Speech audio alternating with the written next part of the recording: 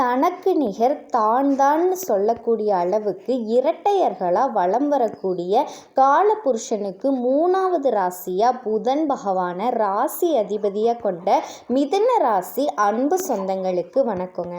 உலகத்தில் எந்த மூலையில் மிதுனம் இருந்தாலும் சரிங்க, எந்த ஒரு விஷயத்தை எடுத்தாலும் சரி, தனக்குன்னு ஒரு ராஜ்யத்தையே உருவாக்கக்கூடிய அளவுக்கு வல்லவங்க. எந்த ஒரு விஷயத்துலையும் தைரியத்தோடையும் தன்னம்பிக்கையோடையும் செய்யக்கூடியவங்க, துணிச்சலோடு செய்யக்கூடியவங்க.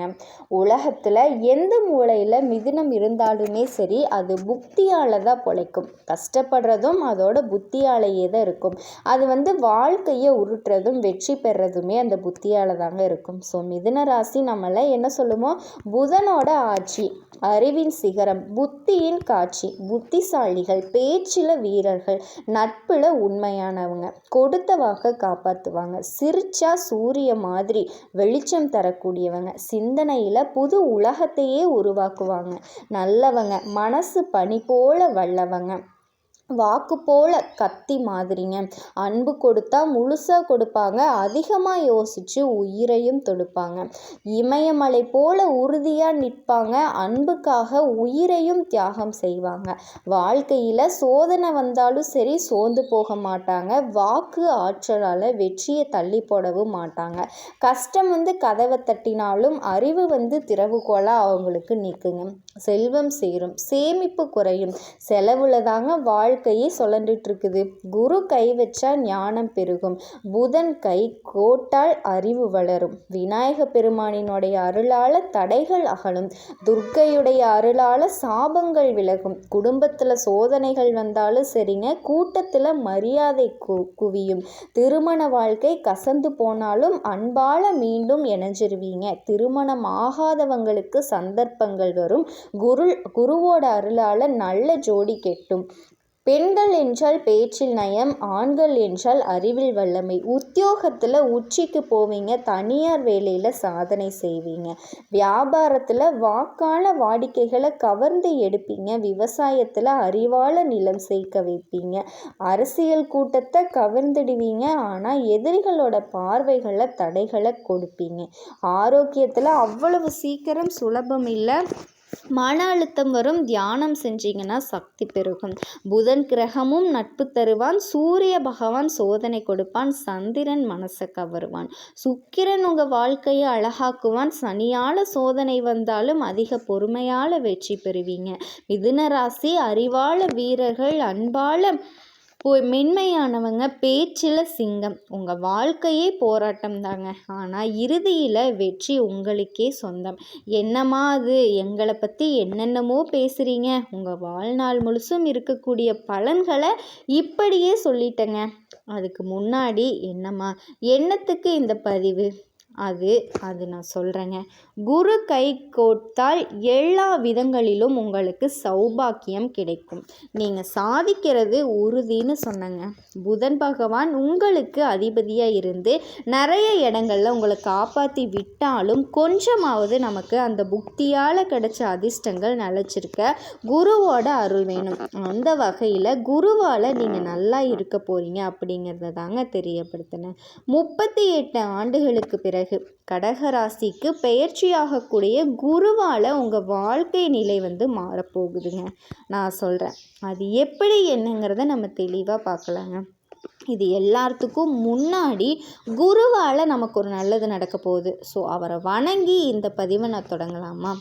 இப்போது ஒரு சிலர் யோசிப்பீங்க, ஆமாம் நான் சொன்னால் மட்டும் என் வாழ்க்கை மாறப்போகுதா? ஃபஸ்ட்டு அந்த நம்பிக்கையை விட்டுருங்க, அவநம்பிக்கையை விட்டுருங்க, நம்புங்க, நமக்கு நல்லது நடக்கும், தெய்வம் நமக்கு துணை வரும் அப்படிங்கிறத நீங்கள் நம்புங்க. ஏன்னா தெய்வத்தால் முடியாத விஷயம் அப்படின்னு எதுவுமே கிடையாதுங்க. தெய்வம் நமக்கு எல்லா இடங்களிலையுமே நமக்கு துணையாக தான் இருப்பாங்க. தெய்வத்தினால நமக்கு நல்ல விஷயங்கள் நிறைய இருக்குங்க. அதனால் தெய்வத்தை எந்த இடத்துலையுமே நம்ம உதாசீனப்படுத்தவே கூடாதுங்க. குரு பகவான் உங்கள் வாழ்க்கையில் வர்றதுனால என்னென்ன விஷயங்கள் நடக்க போகுது அப்படிங்கிறத நம்ம பார்க்கலாங்க. கிரகங்களை பொறுத்த வரைக்கும் உங்களுடைய நம்பகத்தன்மையை சோதிப்பாங்க. சனி பகவானை பொறுத்த வரைக்கும் உழைப்பை அவர் வாழ்க்கையில் நல்ல வகையில் இருந்தாலுமே சோதனைகளை கொடுத்து தான் நிலையான உயர்வை கொடுப்பார். எடுத்த உடனே நம்ம என்ன சொல்கிறோம் அப்படின்னா, சனி பகவானை அவர் கெட்டது தான் பண்ணுவார், குரு பகவான்னா நல்லது தான் பண்ணுவார் அப்படின்னு யோசிக்கிறோம். ஆனால் குருவால் சில நேரங்களில் ஒன்றுமே பண்ண முடியாமல் போயிருங்க. ஒருவேளை நம்ம வாழ்க்கையில் நம்ம பண்ணக்கூடிய கஷ்டங்களுக்கு எந்த கர்மாவும் நமக்கு சப்போர்ட் பண்ணலையே அப்படிங்கிற ஒரு யோசனை வருது இல்லையா?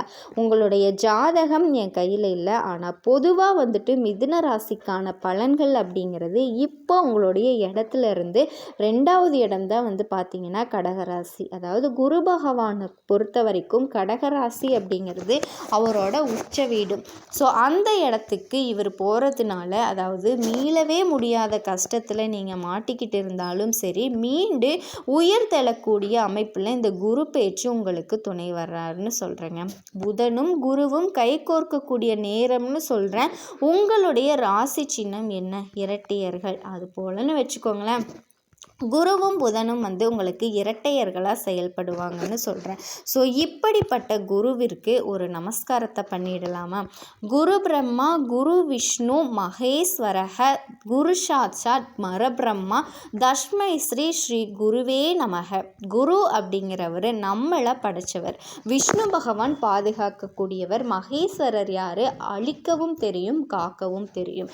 இப்போ உண்மையான பரம் பிரம்மாவாக நிற்கக்கூடிய குருவை வணங்கி இந்த பதிவை நான் சொல்ல போகிறேங்க. ஸ்லோகம் சொல்ல முடியாது, காதலை கேட்டிங்களா அதுவே உங்களுக்கு போதுங்க. இல்லை குரு பகவானை வணங்கணும், அதுக்கு என்ன வழி அப்படின்னு சொல்லு அப்படின்னா, ஓம் குரு பகவானே போற்றி போற்றி. இதோட உங்களுடைய ஜாதக கட்டத்தை எடுத்துக்கோங்க. உங்களுடைய அதிபதி புதனும் குரு பகவானும் எந்த இடத்துல இருக்காங்க அப்படிங்கிறத கமெண்ட் பாக்ஸில் நான் பதிவிடுங்க, நான் சொல்கிறேங்க. இப்போது இந்த குருவோட பயிற்சி அப்படிங்கிறது மிதுன ராசியில் இருக்கக்கூடிய உங்களுக்கு, மிதுன ராசி அப்படின்னு பார்த்தோன்னா எல்லாருமே இருப்போம். சின்னவங்க பெரியவங்க, படித்தவங்க படிக்காதவங்க, வயசானவங்க, இந்த மாதிரி சின்ன படிக்கக்கூடிய பிள்ளைகள், இப்படி எல்லா துறையை சார்ந்த வேலை செய்கிறவங்களும், எல்லா வயசு சார்ந்தவங்களும், எல்லா விதமான உலகத்தில் ஏதோ ஒரு மூலையில் வாழ்ந்துக்கிட்டு இருப்போம். உங்களுக்கு நான் சொல்லக்கூடிய பலன்கள் பொருத்தமாகுமா? கண்டிப்பாக ஆகுங்க. அதுவும் மிதுன ராசி அப்படின்னாவே பொதுவான பலன். மிதுன ராசி, மிதுன லக்னம், மிதுன ராசிக்குரிய ஒவ்வொரு நட்சத்திரத்துக்குமே இந்த பலன்கள் பொருத்தமாகுங்க. இப்போ ஒன்றில் பணம் வரும்னு நான் சொல்கிறேன், கோடிக்கணக்கான பணம் வருமா? இப்போ கோடிக்கணக்கான பணம் வரக்கூடிய தொழில் செஞ்சால் கண்டிப்பாக வரும். இல்லை நீங்கள் கூலி வேலை செய்கிறீங்க, வாரத்துக்கு 2-3 நாள் தான் வேலை கிடைக்குது, ஒரு 100 ரூபா சம்பளத்துக்கு தான் போயிட்டுருக்கேன், மாதம் ஓரளவுக்கு சம்பாதிக்கக்கூடிய அளவுக்கு வருமானம் வரும். இல்லை நான் முன்னாடி சொன்ன மாதிரி 1000 ரூபாய் அப்படிங்கிறது பார்த்திங்கன்னா ஒரு 1000 ரூபா சம்பாதிக்கிறதுக்கு கூட வழி போகாது. இந்த மாதிரி நிதிநிலை, அதாவது அவங்களுடைய வயசுக்கு தகுந்த மாதிரி, அவங்களுடைய வாழ்க்கைக்கு தகுந்த மாதிரி பலன்கள் வேலை செய்யும். இப்போ நான் உதாரணத்துக்கு பார்த்திங்கன்னா, உங்களுக்கு சொத்து சேரும், வண்டி வாகனம் வாங்குவீங்கன்னு நான் சொல்லுவேன். அப்போ உடனே ஒரு சிலர் என்ன பண்ணுவீங்க, ஆமாம் இருக்கிறத காப்பாற்றிக்கவே வழி இல்லை அப்படின்னு சொல்லுவீங்க இல்லையா? இப்போ சொத்து இல்லாதவங்க சொத்து வாங்கினோம்னு சொல்லிட்டேன், காப்பாற்ற முடியல சொத்தை, கோர்ட்டு கேஸுன்னு அலைஞ்சிட்டு இருந்தீங்க அப்படின்னா அந்த கோர்ட்டு கேஸு பிரச்சனைகள் உங்களுக்கு சாதகமாக முடிஞ்சு உங்களுடைய சொத்து உங்களுடைய கைக்கு வரும். இல்லை பழைய வண்டி வாகனத்தை மாற்றிக்கிட்டு புதுசாக வண்டி வாகனம் வாங்கக்கூடிய யோகம் வரும். புரியுதுங்களா? இப்படி ஸோ அந்த வகையில் இப்போது ஒவ்வொருத்தருக்கும் எப்படி இருக்கும்? பொதுவாக நம்மளுடைய அதிபதி யார்? புதன் பகவான். குரு பகவானும் புதன் பகவானும் யாருன்னா நட்பு பாராட்டக்கூடிய கிரகங்கள்.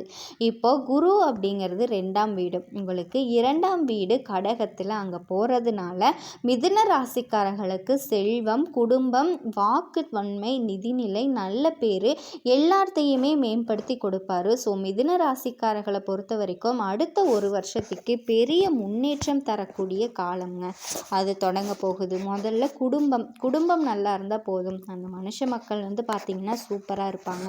குடும்பம் சப்போர்ட்டாக இருந்துட்டால் போதும். எங்கே பிரச்சனை இருந்தாலுமே வீட்டுக்கு வந்தால் ஒரு நிம்மதி இருந்தால் போதும். அப்பா பரவாயில்ல, அம்மாவோ இல்லை கூட பிறந்தவங்களோ யாரோ ஒருத்தவங்க நம்மளுடைய பிள்ளைங்களோ கட்டிக்கிட்டவங்களோ ஏதாவது ஒரு வகையில் நமக்கு சப்போர்ட்டிவாக ஒரு வார்த்தை பேசிட்டா போதும் அப்படிங்கிற மாதிரி ஏதாவது ஒரு விஷயத்தில் நம்ம வந்து முன்னேறி போவோங்க. ஸோ அந்த மாதிரி குடும்ப வாழ்க்கையை பொறுத்த வரைக்கும் அமைதி அதிகமாகுங்க, சந்தோஷம் பெருகும், கல்வியில் நாட்டம் பெருகும், வேலை இல்லாதவங்களுக்கு வேலை கிடைக்குங்க, திருமண வரன் அமையாதவங்களுக்கு திருமண வரன் கண்டிப்பாக அமையும். நீங்கள் எதிர்பார்த்த வாழ்க்கை வந்து அமையப்போகுது. சந்திர பகவானுக்கும் தாரா தேவிக்கும் பிறந்த மகனான புதன் பகவானை ராசி அதிபதியாக கொண்ட மிதுன ராசி அன்பு சொந்தங்களுக்கு வணக்கங்க.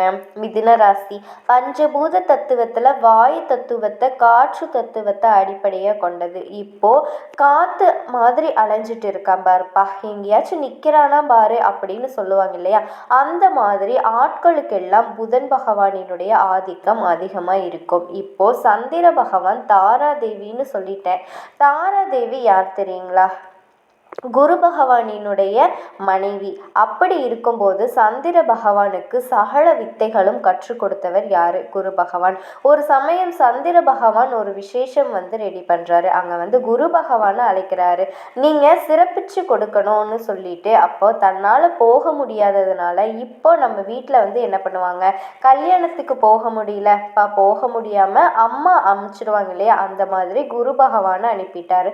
தன்னோட மனைவி என்ன பண்ணாங்க, வந்த வேகத்தில் சந்திர பகவானை பார்த்து சந்திரபாடையோட அழகுல மயங்கி நான் வந்து திரும்ப போக மாட்டேன், நான் உன் கூடையே வாழ்ந்துக்கிறேன் அப்படிங்கிற மாதிரி, அந்த மாதிரி இணைவின் காரணமாக பிறந்தவன் தான் யாரு அப்படின்னா புதன் பகவான்.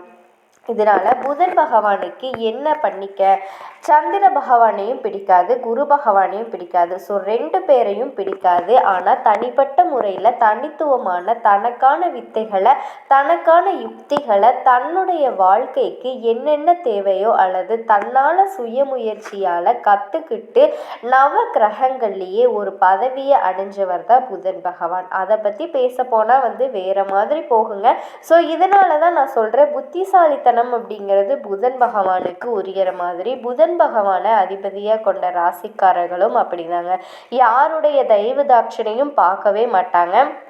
யார்கிட்டையும் வந்து கூலை கும்பிடு போடுறது, இந்த சயின்ஸை கடிக்கிறது, இந்த மாதிரி வேலையெல்லாம் சுத்தமாக பிடிக்காது. ரொம்ப அதிபுத்திசாலிங்க. தனக்கு என்ன தேவையோ தன்னால் முடியும் அப்படிங்கிறதுல தன்னம்பிக்கை தைரியம் அதிகமாக கொண்டவங்க. எப்பேற்பட்ட இக்கட்டான சூழ்நிலையிலையும் தன்னால் முடியுங்கிறதுல நம்பிக்கை கொண்டவங்க. புத்திசாலித்தனம், அறிவு, கற்பனை அதிகம். ஒரே நேரத்தில் பல விஷயங்களில் ஆர்வம் வந்து வருங்க.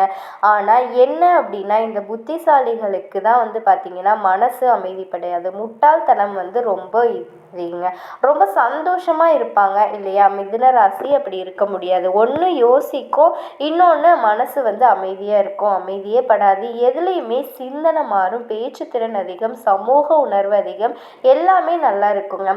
நினைக்கக்கூடியதும் இவங்களே தான். இந்த புத்திசாலித்தனம், பகுத்தறிவு, இது எல்லாமே கொண்டவங்க தான். சின்ன சின்ன விஷயத்தை கூட ரசிக்கக்கூடிய தன்மை கொண்டவங்க. அப்படின்னா ரொம்ப நிறைய விஷயங்களை தெரிஞ்சுக்கணும்னு ஆசைப்படுவாங்க. நிறைய விஷயங்கள் உங்களுக்கு இனி கிடைக்க போகுங்க. குரு பகவானினுடைய ஆதரவுனால இந்த குரு பெயர்ச்சி உங்களுக்கு எப்பேற்பட்ட பலன்களை தரப்போகுது. நிறைய கஷ்ட நிலையில் இருக்கிறதுனால வெளிநாட்டு பயணம், உயர்கல்வி, தெய்வ ஆசீர்வாதம் கிடைக்குங்க. ஆன்மீகத்தில் வளர்ச்சி பெறுவீங்க. பித்திருக்களுடைய பாவம் ஏதாவது இருக்குது, முன்னோருடைய சாபம் ஏதாவது இருக்குன்னா கூட இந்த யோகத்தினால அதில் வந்து நிவாரணம் கிடைக்க போகுதுங்க. ஓகேங்களா. அதே மாதிரி 5ஆம் பாவம் புத்திர பாவம், புத்திஸ்தானம், குழந்தைகளினுடைய அறிவு, கலை, காதல், இது எல்லாத்தையுமே சுற்றக்கூடிய இடம். சனி பகவானை பொறுத்த வரைக்கும் சோதனை கொடுப்பாரு. சூரிய பகவானை பொறுத்த வரைக்கும் உங்களுக்கு ஆதரவு கொடுப்பாரு. குழந்தைகளினுடைய முன்னேற்றம், குழந்தைகளினுடைய கல்வி, கலை, யோகாசனம், ஆன்மீக வளர்ச்சி, இது எல்லாமே மேம்படுங்க. இதோட தினசரி மிதுன ராசிக்காரங்க தியானம் பண்ணுறது, யோகா பண்ணுறது ரொம்ப ரொம்ப அவசியங்க. இதை பண்ணிட்டீங்க அப்படின்னா சூரிய பகவான் உங்களுக்கு கண்டிப்பாக ஒளி கொடுப்பாரு. அப்போ வந்து கொடுக்க நினைக்கிறாருங்க. சொல்லுவேன் இல்லையா, இவ்வளோ காசு கொடுக்குறியேப்பா, அவன் ஒழுங்காக செலவு பண்ணுவானா, ஒழுங்காக வச்சுக்குவானா அப்படின்னு. அந்த மாதிரி நிறைய விஷயங்களை ரொம்பவே பாசிட்டிவாக யோசிக்கக்கூடியவங்க. புதிய உயரத்துக்கு உங்களை வந்து கூட்டிகிட்டு போயிடுவாருங்க. அந்த சனி பகவானும் சூரிய பகவானும் என்னதான் நீங்கள் வந்து இல்லை நான்லாம் வந்து அவ்வளோதான் போச்சு அப்படின்னு நீங்கள் சொன்னாலும் கூட அதிர்ஷ்டம் அப்படிங்கிறது உங்களுக்கு வந்தே தீருங்க. என்னதான் நீங்கள் வந்து கதவை சாத்திட்டு சும்மா படுத்துக்கிட்டா கூட கூரையை பிச்சுக்கிட்டு கொட்டக்கூடிய அளவுக்கு ஏதாவது ஒரு வகையில் பணம் வந்து உங்களுக்கு வந்து சேர்ற வாய்ப்பு இருக்குங்க. அந்த மாதிரி அதிர்ஷ்டம் வரக்கூடிய வாய்ப்பு, நீங்கள் நல்ல நிலைக்கு வர்றது உறுதிங்க. சுருக்கமாக சொல்கிறேங்க, மிதுன ராசியோட வாழ்க்கையில் சோதனை காலம் எல்லாமே முடிஞ்சு போச்சுங்க. உழைப்பு, ஒழுக்கம், பரிகாரம் எல்லாமே உங்களுக்கு நல்ல பலனை கொடுக்க போகுது. ஆன்மீகம் அதிகமாக போகுதுங்க. கர்ம பலன்கள் விலக போகுது. உலகத்தில் மதிப்பு, மரியாதை, அதிகாரம், செல்வம் எல்லாமே உங்களுக்கு வந்து வளர்ச்சி பெற போகுது. சனி பகவான் உங்களை சோதிக்கிறாரு. சூரிய பகவான் உங்களை அவரோட ஒளியால் காத்தருள்றாருங்க. அதே மாதிரி இவங்களால குடும்பம் மற்றும் உறவுகள் எப்படி இருக்கும் அப்படின்னா, குடும்பத்தை பொறுத்த வரைக்கும் அமைதி அதிகமாகும். பிள்ளைகளினுடைய கல்வி, திருமண வாழ்க்கை, உறவு எல்லாமே நல்ல பாதைக்கு போகும். பழைய மனவேதனைகள் எல்லாமே விலக போகுதுங்க. குடும்ப உறவுகள் வலுவாக இருக்க போகுது. இதை அடுத்து வேலை மற்றும் பணவரவு பார்ப்பாங்க. சனி உங்களை வந்து உழைப்பாளியாக மாற்றுறாரு. சூரியன் வந்து உங்களை லீடராக மாற்றுறாரு. தலைமைத்துவத்தை ஆளக்கூடிய நிலையில் புதிய பொறுப்புகள், பதவிகள், வேலை வாய்ப்புகள் உங்களை வந்து சேருங்க. பணம் எதுவுமே எல்லாமே வரும், ஆனால் நிலையான செல்வம் கிடைக்கும். சிறு வியாபாரிகள் கூட பெரிய வியாபாரம் செய்யக்கூடிய அளவுக்கு உங்களுக்கு வளர்ச்சி கிடைக்குங்க. எல்லாமே சாத்தியம். அடுத்தது காதல் வாழ்க்கை சோதனை வரலாம். அந்த சோதனைகள் வந்து உங்களுடைய உறவை வந்து நிலையாக்குங்க. ஒருவேளை அது பொய்யான உறவாக இருந்தால் அது கண்டிப்பாக நிலைக்காதுங்க. திருமணம் நீங்கள் எதிர்பார்த்தபடியே நல்லபடியாக நல்ல வாழ்க்கை துணையை பெறுவீங்க. அதுதான் ஆரோக்கியம். சனி பகவானினுடைய பார்வையால் மூட்டு வலி, முதுகு வலி, மனவலி எல்லாம் வர்றதுக்கு வாய்ப்பு இருக்குது. ஆனால் இவர் தரக்கூடிய இந்த ஆரோக்கிய குறைபாடை வந்து சூரிய பகவான் சரி செஞ்சுருவாருங்க. உங்களுடைய உடல் மற்றும் மன வலிமையை இவர் வந்து கெட்டியாக பிடிச்சிக்கிறாரு, காத்தருள்றாரு. இப்போது அம்மா அடித்தாலும் இல்லை அப்பா அடித்தாலும், அம்மா அடித்தா அப்பா காப்பாற்றுவார், அப்பா அடித்தா அம்மா காப்பாற்றுவாங்க. அந்த மாதிரி ஒரு பாதுகாப்புன்னு வச்சுக்கோங்களேன். உங்களை பொறுத்த வரைக்கும் உங்களுடைய பழக்க வழக்கங்கள் சூரிய பகவான் நமஸ்காரம் பண்ணணுங்க. யோகா செய்ய பழகிறது ரொம்ப ரொம்ப அவசியம். உங்களுக்கான பரிகாரம் மற்றும் கோவில்கள் சொல்கிறேங்க. இந்த காலகட்டத்தை பொறுத்த வரைக்கும் மிதுன ராசிக்காரர்கள் செய்ய வேண்டிய பரிகாரம் அப்படின்னா, உங்களால் முடிஞ்சால் திருநள்ளாறு சனீஸ்வரர் கோயிலுக்கு போயிட்டு வாங்க. இங்கே நல்லெண்ணெய் தீபம் போட்டு வழிபாடு செஞ்சுட்டு வாங்க. சனிக்கிழமைகளில் கருப்பு எள் எண்ணெயை அபிஷேகத்துக்கு வாங்கி கொடுங்க. அதே மாதிரி சூரியனார் கோயிலில் சிகப்பு தாமரை, சிவப்பு பூக்களால் அர்ச்சனை பண்ணுங்க. இதில் பசுமாட்டுக்கு பசும்புல், எள்ளெண்ணெய், நெல்லிக்கனியை தானம் கொடுங்க. முன்னோர்களுக்கு தர்ப்பணம் செய்கிறது ரொம்ப ரொம்ப அவசியங்க. அவங்களோட ஆசீர்வாதமும் உங்களுடைய ஒட்டுமொத்த வாழ்க்கைக்கும் மேம்பாட்டை ஏற்படுத்துங்க. ஸோ ஜோதிட ரீதியாக பார்த்தோம் அப்படின்னா, இந்த நவ பஞ்சம ராஜயோகம் அப்படிங்கிறது மிதுன ராசிக்காரர்களுடைய வாழ்க்கைக்கு புதிய பாதையில் பயணிக்க வைக்குதுங்க. சோதனைகளுக்கும் ஸ்வேதனைகளுக்கும் ஏனே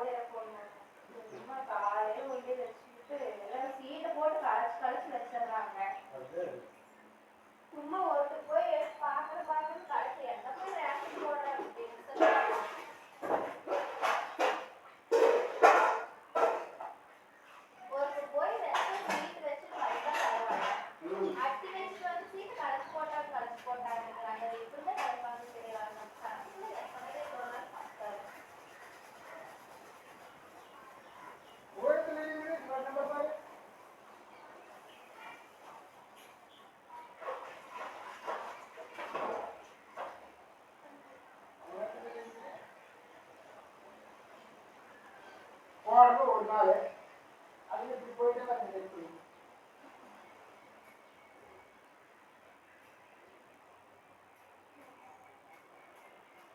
நேரமாக